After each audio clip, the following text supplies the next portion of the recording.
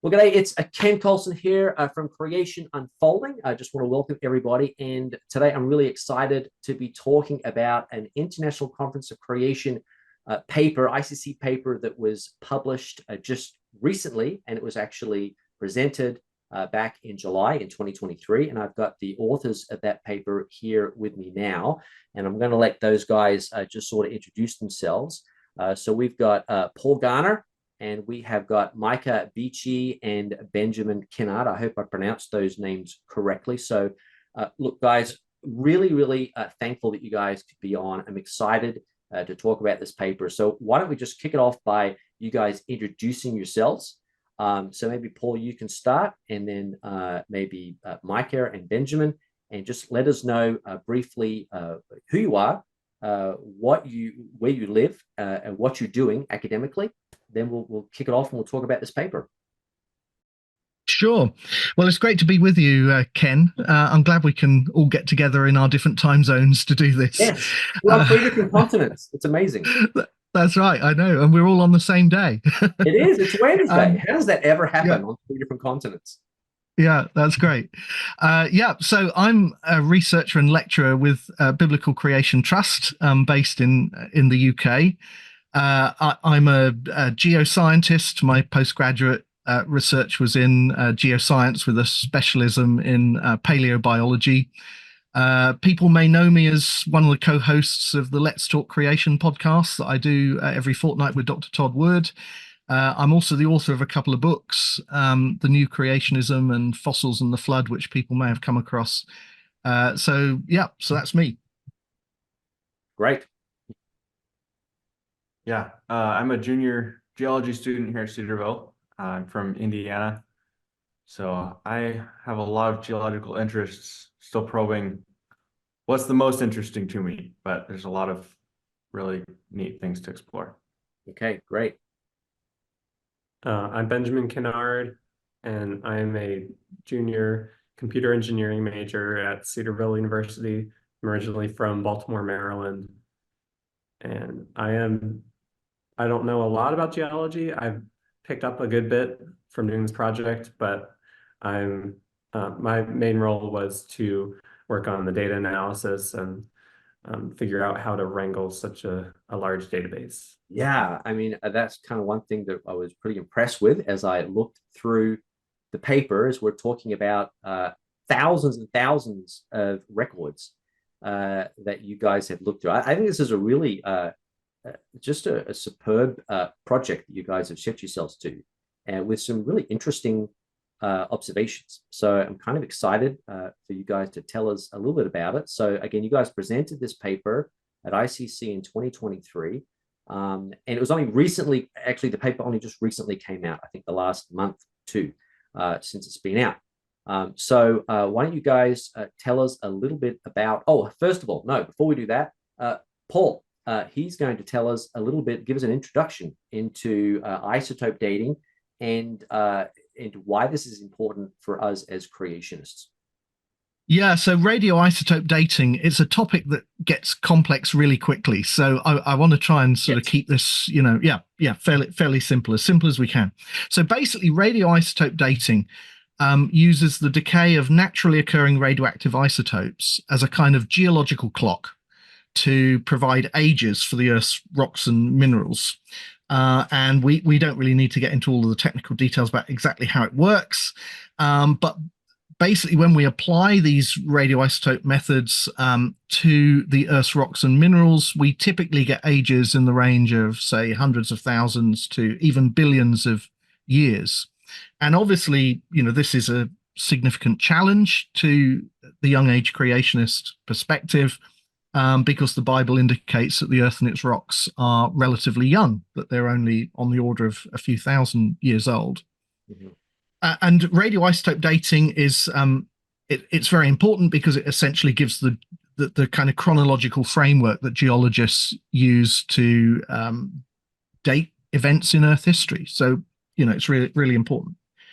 Now, creationists have obviously been interested in radioisotope dating for a long time because of the challenge that it presents. And back in the mid-90s, I think it was about 97, the Institute for Creation Research and the Creation Research Society brought together a team of geologists, physicists, other earth scientists to work on a research project that would look at the problem of radioisotope dating in depth from a creationist perspective.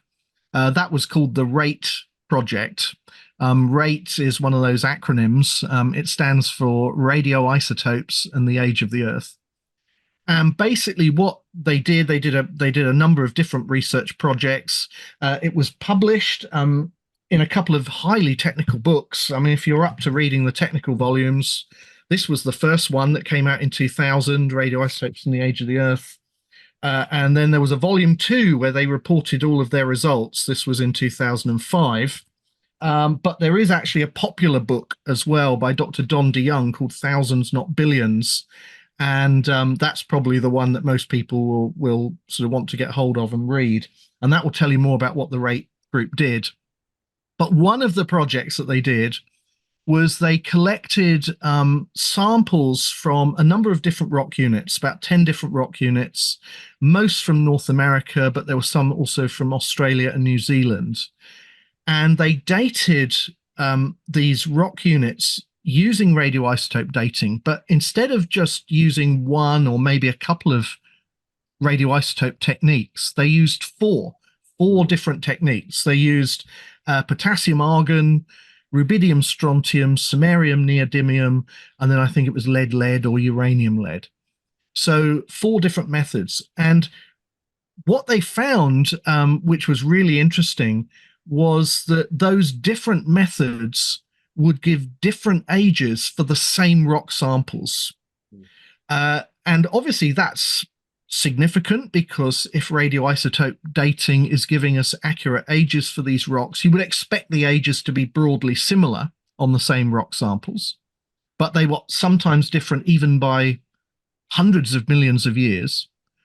But what was perhaps even more interesting was that the differences in the ages were not random. This isn't something you can explain just by random scatter or random noise. The differences were systematic.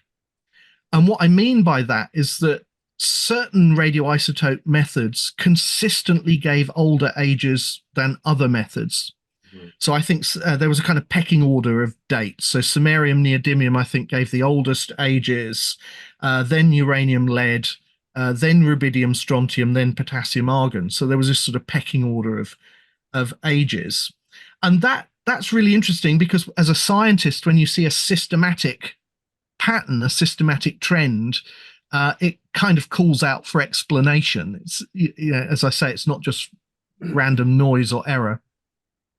And what they proposed as an explanation for this systematic trend was that in the past, radioisotope decay must have been accelerated at particular points in Earth history.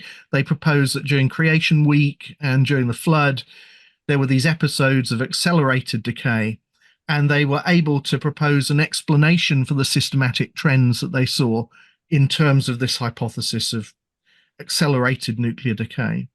And of course, if accelerated nuclear decay is correct, then what that means is that radioisotope methods are in effect giving spuriously old ages. They're overestimating the true age of the rock and mineral samples that are being dated. So that was kind of the significance of the RATE research.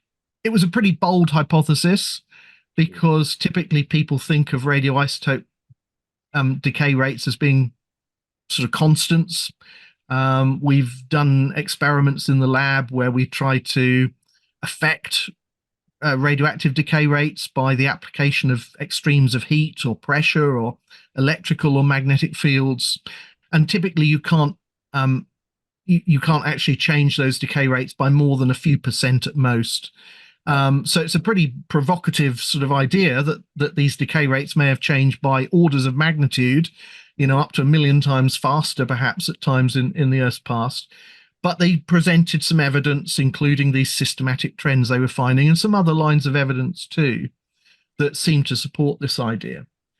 And so that kind of then brings us to the project that we worked on that, hopefully Micah and Benjamin are going to tell you a bit more about in just a moment. So we wanted to sort of look at this whole problem of what we call radioisotope discordance in a bit more detail. Discordance is when radioisotope ages disagree with one another. So if two or more ages agree, we say that they're concordant. If they disagree with one another, we say they're discordant. And I was struck some years ago when I was reading Dr. Kurt Wise's book, Faith, Form and Time, by a footnote where he was talking about this problem of radioisotope age discordance. And he referred to a database that had been compiled by the United States Geological Survey. It was a national database compiling radioisotope ages from rock units all across North America. And he said that, if you have a look at that database, which is publicly available, it's freely available, you can download it online. There was lots of radioisotope age discordance that was sort of evident in the database. And that kind of set me thinking that probably we ought to do a detailed analysis of that database. We should probably do some number crunching and, see what we can find. Just sort of mine that database to find out a bit more about some of these patterns in discordance. Now, that had been in the back of my mind for a long time, but it wasn't until a couple of years ago that I managed to get some funding so that I could actually kind of get this project started. And I was able to, through my good friend at Cedarville, Dr. John Whitmore, I was able to get in touch with Micah and Benjamin, and they were kind of recruited onto this project to work on it. And they basically did the project. I mean, they did the number crunching, they did the hard analysis, and sort of helped with the interpretation of the results. So I guess we should sort of hand over to them to explain more of what they did. Yes, excellent. So, guys, tell us a little bit about the project then, and help us to understand it. I'm really thankful that I got to be part of this project. Ben was extremely helpful, just in helping with all the numbers. But I'd like to start off with kind of defining some terms. So when we say a record, what we mean by that is the information in the database about a particular rock sample that somebody collected from the outcrop or from a drill core, and then they dated it and they recorded that information in the database. Most of you, I'm sure, are familiar with the term radioisotope method, be like potassium argon, rubidium strontium, etc. And then a key definition here is concordance. So essentially the definition we used is that the error margins, which were often given in the database, overlap for two different ages. If there wasn't an error margin given, which was the case fairly often, then we assumed a generous value just as a percentage of the age. So with that, I'll turn it over to Benjamin, and then I'll come back at the end. Okay. So one of the things we did, we took several different strategies of approaching this database, because there are tens of thousands of records in the database, and we couldn't really do what the rate group had done and go in depth into each of those records and see what we could get out of them. So we're kind of looking at a above ground, flyover of what exactly is in this database and what can we learn from it. So one of our approaches was within each method, we called that the internal concordance. And so that's how often do the ages given by a method agree with itself. So how internally consistent is it? And then we can see like which methods are more consistent than others. And then the second approach was the two methods, where you look at one method and you compare those ages to the ages of another method when they're trying to measure the same thing, and see how often they agree. And so then the first method would be like if you take lead to lead, how many times would it'd agree with itself. And then the second one, the two methods, is like, say, lead to lead and rubidium strontium. How often would these two different methods agree with themselves? Yes. Yeah. And we did that for each method compared to each other method. So if you think of it as like a table, you've got your rows, you've got each method up there, and you've got your columns, each method there. And so each of those spots on the table is a separate comparison. I can pull up the paper. Yeah, sure. Pull up the paper there. Okay, So see it. This is some information about the methods just generally, and it also has the one method data, so you can see. I should tell you what concordance score is. We gave each record a score from 0 to 1 based on how concordant it was. And so if all of the age comparisons in a record were concordant, meaning they overlapped with the error margins, then we would count that as one concordant comparison. And then if all of the comparisons are concordant, then it gets a score of 1. It's a perfect score. It means these all relatively agree with each other. So if there was, like, say, one record with 3 different dates in it, whether that be of the same method or a different method, and they all overlapped, it would get a 1. Yes. Right. And if one of those 3 ages is an outlier, that's going to be like way off. It's not concordant with either of the other ages. Then we've got 2 ages that are close, one that's far apart. So the 2 that are close will give you 1 concordant comparison. And then with the one that's far off, that'll be 2 discordant comparisons because it's not close to either of the other 2. That would give us a score of 0.33. Okay. And so we found the score for each record, and we counted them up to see how many of them are high. We would expect high if these methods are in agreement, and we would expect low if if they're not in agreement. So what we found was a lot of low scores, and there are some high scores as well. I've got a chart here that shows it. You've actually got a lot of high scores for records, and then you've got a lot concentrated at 0 as well. And our finding for this was a lot of these are 2 age records, and by that I mean there are only 2 different ages that were calculated. So not every method is calculated for every record. And so what we found was that was kind of skewing the data so that it's either a 1 or a 0, it's nowhere in between. And so that's why you see a lot of 0s and a lot of 1s. So one thing we did to account for that is we did what we called the 3 methods comparison. And so that filters the data so that we only include records that have 3 methods at least represented. So that rolls out a lot of the binary 0-1 concordance scores. So let me scroll down here. Yeah, so this is what it looks like with that 3 method data, and you can see there's not very much data in the database that matches our criteria. That's just the nature of the data. Yeah, there's only like 36 records with 3 different dating systems. Right. Yeah, and that is counting the uranium, thorium, lead series altogether. Right. Yeah. One of those 3, because those were usually used together. Yeah.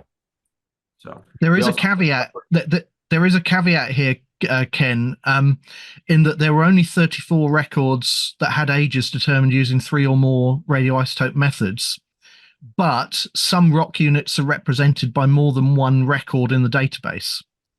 And what we didn't do, because it would have just been too time consuming for this preliminary study, is we didn't collate the records where you had multiple records for a single rock unit.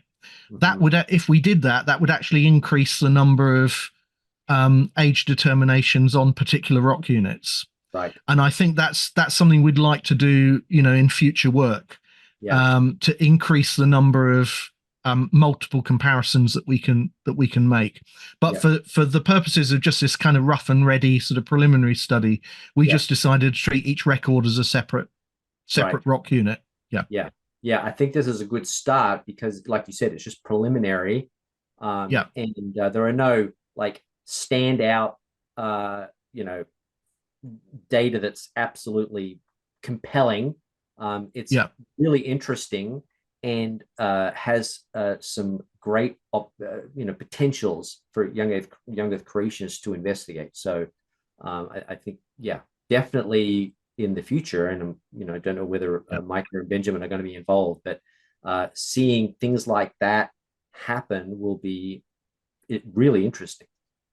Yeah, and I think just to kind of continue along that line, I think if we were to increase the number of multiple comparisons on particular rock units, that will actually decrease the overall concordance that you see in the database. Because as we're going to see, I think, as Micah and Ben kind of take us through the results, in effect, what we found is that the more age determinations there were on particular rock units, the lower the concordance was. Right. Good. So as we collate those records, I think it's going to lower the concordance scores rather than increase them. Yeah. Excellent. Yeah, and you can kind of see that on this chart. You can see much more of a concentration on the lower half of the spectrum. And that kind of says, hey, the more measurements we take, the more they disagree. And so that was kind of an indicator of, oh, these methods, they purport to be measuring the same age, but they actually are not. Yeah. So just for a layman's perspective, basically what this graph is saying is the more ages you had on the same rock unit, the greater the level of discordance.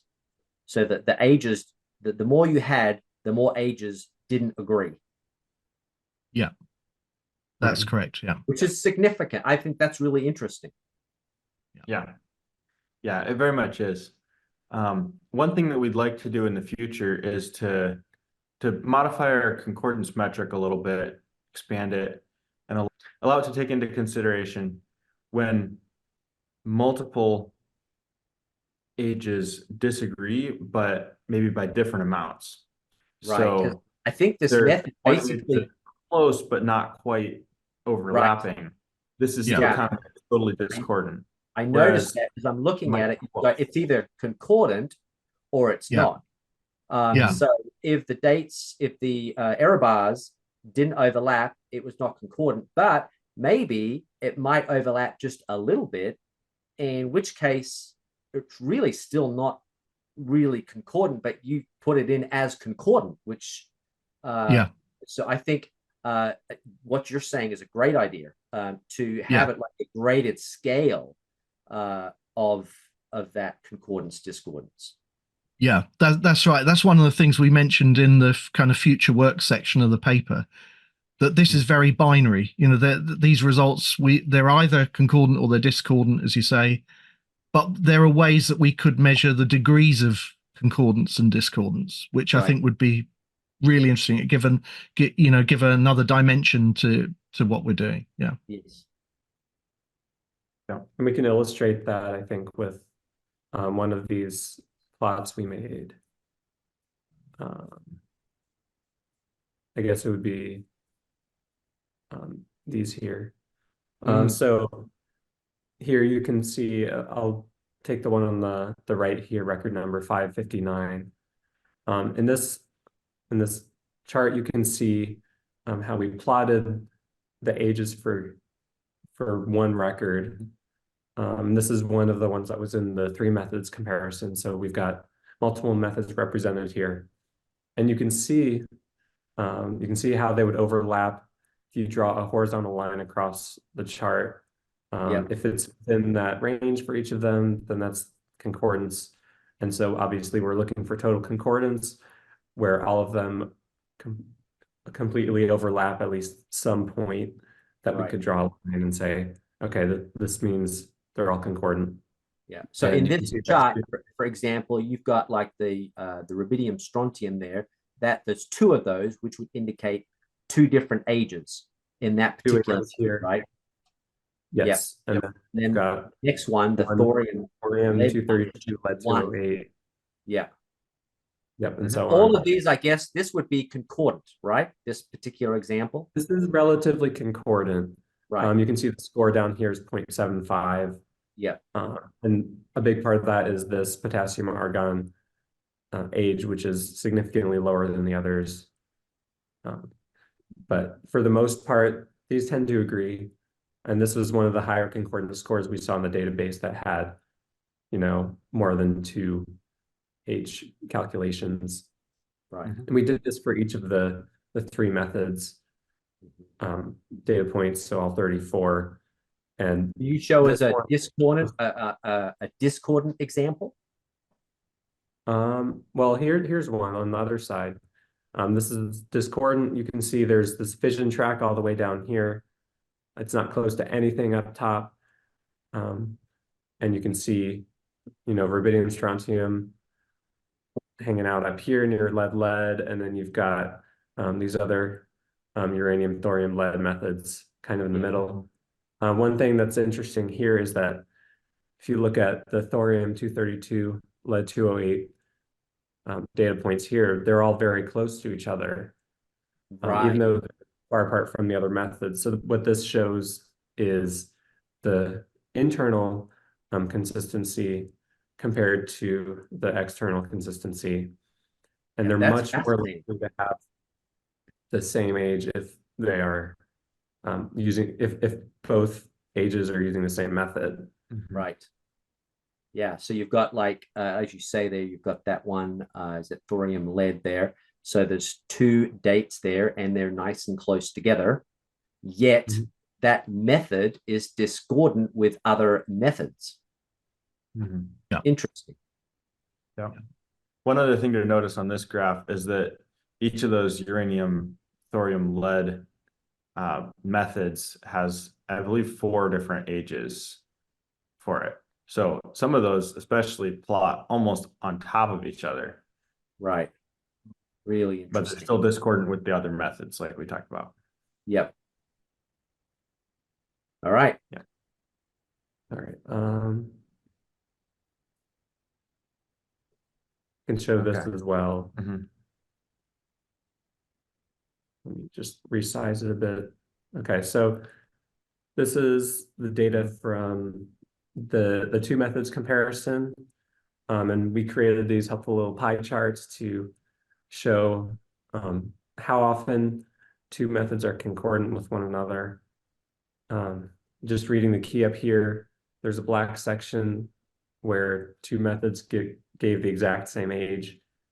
You've also got times where, method 1 represented in blue was concordant, but it was just a little bit greater than method number 2. And then the orange is the opposite. Method 2 was greater, but they're still concordant. And then we have these dashed sections where they're discordant. And then blue means method 1 was greater. Orange means method 2 was greater. And so if you look at the chart here with method 1 on the left, method 2 on the top, wherever they intersect, you can say, okay, I want to look at this chart, look over to the side. Okay, rubidium strontium is method 1, and then method 2 is uranium 235 lead 207. And looking at this chart, you can see, okay, 4 of them were exactly the same, 4 of the age comparisons, and then you had 70 comparisons where rubidium strontium was greater, 45 where uranium lead was greater, and overall, sorry, that's 70 where they're greater and concordant versus 45 that are greater and concordant. You can see overall about maybe 40% were concordant total, looking just at the solid sections. And then you can also see, okay, about maybe 55% of the time rubidium strontium was greater. Yeah. And I think I mean, that's significant. You've got quite a bit of concordance there. And like looking at the chart that we just looked at too, I think there was, I mean, in that particular chart, the difference in age was in hundreds of millions of years, right? So even not talking about just a few 100,000 years. The discordance here can be, I mean, not that you quantified this particular specific data, but when you look at some of those charts, you know, it's fairly significant amounts of difference. A lot of these ages are very different from each other, which was one of the big surprises for me. Like, they're all over the place. Some of them were older than the age of the Earth from what the current model is. Right. So these are your outliers, right? So you had some really strange dates. Right. And that was a very small number. Right. There were also some dates. There were also some negative ages, which was interesting. Yeah. One of the things that we need to do, and we'll perhaps come on to this again, you know, when we talk a little bit about sort of future work, is that the database needs a bit of manual curation. And I think it would be interesting to sort of dig a bit deeper into some of those anomalous dates and go back to the literature and see, you know, how are those being reported. Again, that was a kind of level of complexity we didn't have time to go into in this project, because there are a lot of records in this database. There's a huge amount of data, but it would be good to go back and just look at the published literature that underlies some of the dates that are reported, particularly those really anomalous ones where you're getting strange ages that are greater than the age of the Earth, or negative ages, or whatever it is. So, yeah. We're getting a little bit short on time. I did want to discuss a general kind of discordance, which is what Paul talked about, where some of the methods, almost all of the time, dated older than other methods. Could you talk about that? Yes. Yeah. So in the paper, we called that systematic discordances, but we just generally refer to it as a pecking order, where you have like one method's always greater than the next, or not always, but in general, it's got older ages, and then the next method, and so on, all the way down to the youngest. And so let me find that data. Okay, so the order we found was pretty clear, and that's because the first one, lead, was greater than rubidium strontium over half the time. Some of these were very close to half, some of them were significantly greater than half, but there was always a majority of the older method older than the younger method. And the order we found was lead as the oldest, followed by rubidium strontium, followed by uranium-235, lead-207, then uranium-238, lead-206, thorium-232, lead-208, then potassium argon, and then fission track as the youngest. Right. And so each of those is greater than the next at least half the time, and also all of those below it. So lead was older than a majority of ages from every other method. Right. I mean, that's significant.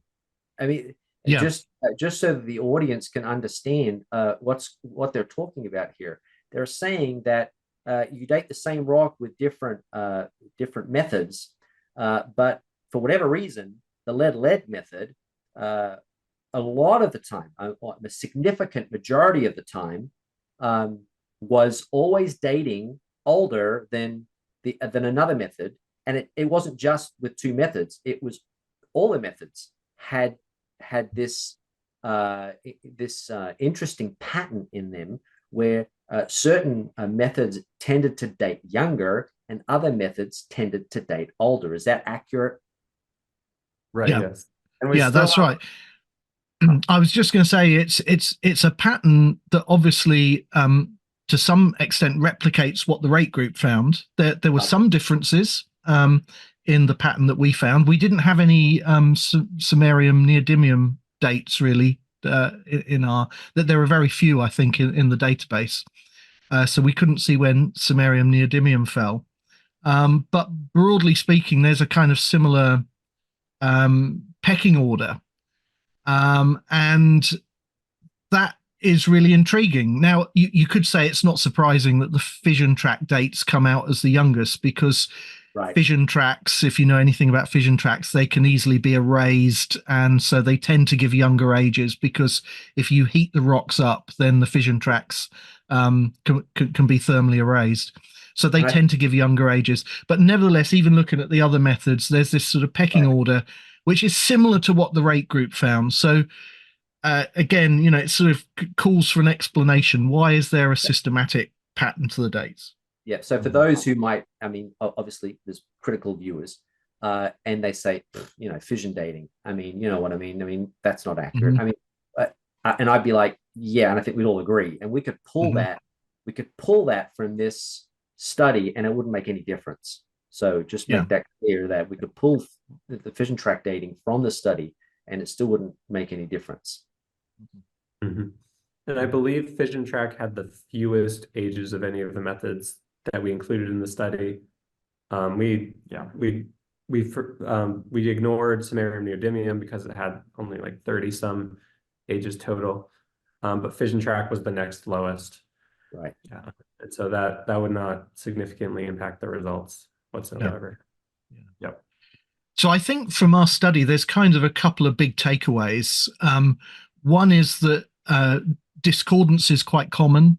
Yes. And discordance, the amount of discordance seems to increase the more age determinations there are on particular rock units. Did we say how much over the whole database? It was like 40% discordant, right? Yes, it's about 40% discordance across the whole of the database. That's kind of the average discordance. But as you increase, you know, there's more discordance the more age determinations there are on particular rock units, which I think is really significant. So most of the time, you know, if you're only comparing a couple of ages, you know, you can get a reasonable amount of concordance between those ages. But as you do more age determinations, the amount of discordance grows. Yes. So that's significant. And then the other sort of big takeaway is that systematic trend, that although this is a fairly crude analysis that we did, nevertheless, you can see a similar kind of pecking order to the one that the rate group found when they were only looking at 10 rock units.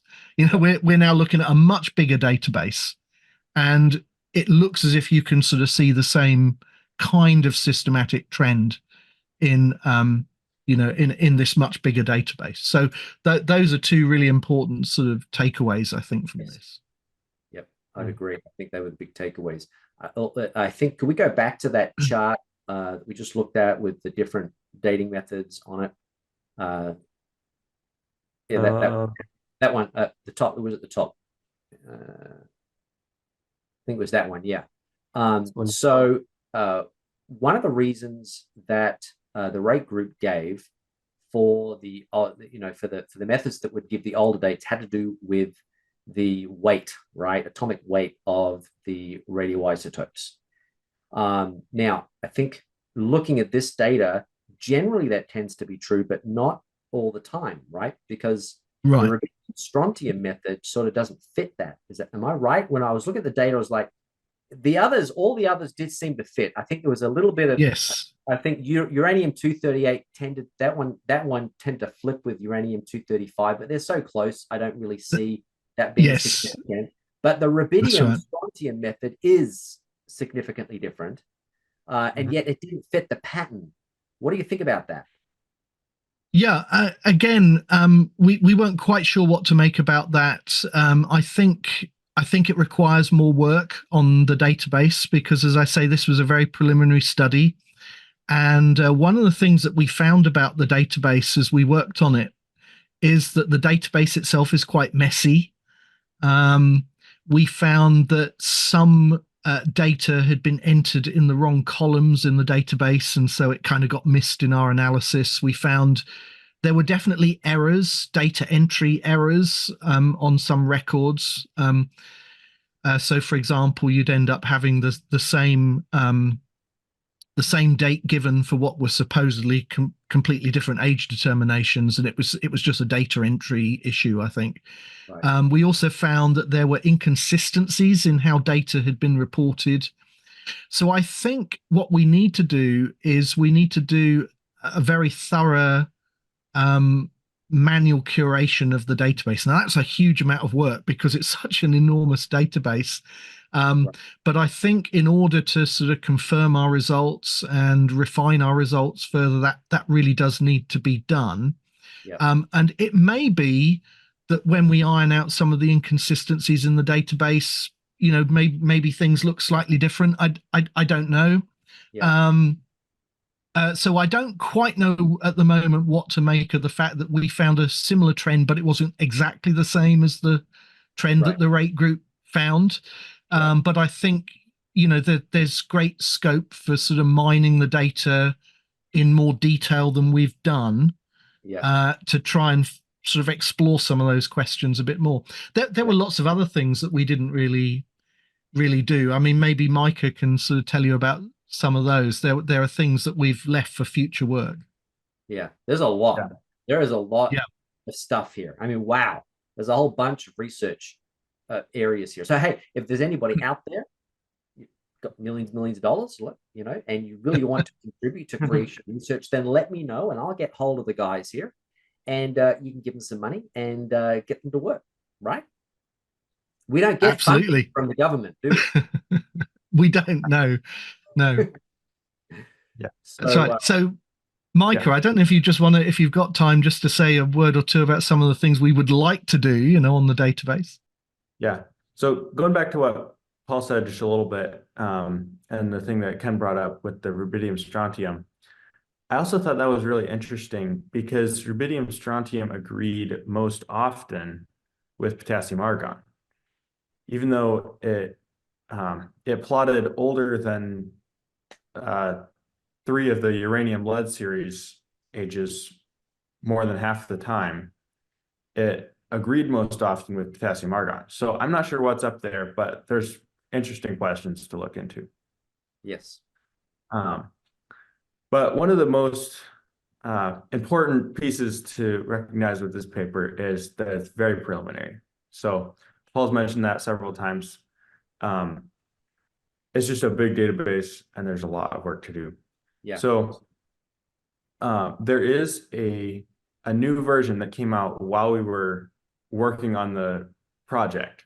So there's a 2023 edition. I think some of those errors that Paul mentioned have been kind of cleaned up and modified a bit. There's some more ages and more methods that are included as well. So that'd be really interesting to look at the newer version now that we have it. Yep. And you could also repeat the study on the Australian geochronology and isotopes database. A little bit smaller, but it's got a lot of the same information in it. Absolutely. Yeah, Paul talked about checking and correcting for errors. There's the graded system as well, having a graded system. Which I talked about at the beginning. I think that would be tremendously helpful because I don't know, the way it is right now, it seems to lend itself more towards a traditional, conventional philosophy rather than a creationist one. But if you put the graded section in there, that would help a creationist interpretation. Because right now it's either concordant or not. So even if there's just a slight amount of concordance, even if the error bars are going over each other, we call that concordant when really, it shouldn't be. Yeah. Well, and I think the bigger piece to emphasize there too is that like there's times when they're close but not quite overlapping. And having the more scaled concordance metric would allow us to draw more conclusions about the pecking order that we talked about. And we could say, okay, here's how these two methods compare and kind of a percentage estimate of how they compare. And I think that could be really helpful in terms of predicting like and leading to further thought and exploration as far as what might be some of the causes behind these systematic discordances. Yeah. Yeah. Very good. So one other thing that we thought about was it'd be nice to distinguish some of the minerals that are dated Yeah. and the type of age calculation. So Yeah. model ages are different from Right. isochron ages, which are different from Concordia ages.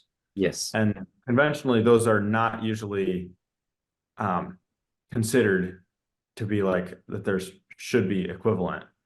Yeah. But we're kind of lumping everything together here as Yeah. a level overview. Yeah. So we And really again- need to dive in deeper and do that hard work of splitting those out. And that might reduce the number of ages that we can compare, but if we're able to collate some records as well that are for the same rock units, Yeah. then I think that could be good. And doing some statistics to make sure that we can say things with confidence would be nice. Mm-hmm. Yeah. Yeah. Yeah. Good. Any last minute thoughts there, Paul? Yeah, one of the other things we could do is we could test the idea that you often see kind of floating around in the literature about different minerals giving different ages because they have different closure temperatures. Mm-hmm. Closure temperature is basically, as these minerals are crystallizing out in say a magma, then the closure temperature is when there's no longer any exchange of isotopes between the mineral and the external environment. And so different minerals in effect are kind of giving you slightly different ages because of the different closure temperatures. Mm-hmm. Well, if we do a bit more mining of this database, we can test that hypothesis. We can compare the ages with the minerals, and we can say, is there a consistent correlation between the oldest ages and the minerals with the highest closure temperatures, that kind of thing. So that's something we could do. There's all kinds of things. There's so many different ways you could mine this database, and it's one of the great advantages of the times in which we live, that these big databases are available online, and anybody can download them. Anybody can start to do some data manipulation and data analysis. We've seen it with the paleobiology database that has loads of fossil data. We've got it with radioisotope ages. There are all kinds of databases out there. And I think as creationists, it just gives us this enormous opportunity to, explore some really interesting questions that were of relevance to the creation model. So we should be doing more of this kind of stuff, I think. Yeah. I just want to, agree completely with that. I think this, guys, Micah, Benjamin, this is a great study, good work. And, just for those out there, obviously the critics, remember, like we've all said, this is preliminary. And even, the gung-ho creationists out there, just keep in mind, we're not saying we've solved the issue. We're not even anywhere close to that. But what we have here is some good research. And a lot of that is really starting to be produced in the last sort of 5-10 years or so. We've seen a lot of this going on.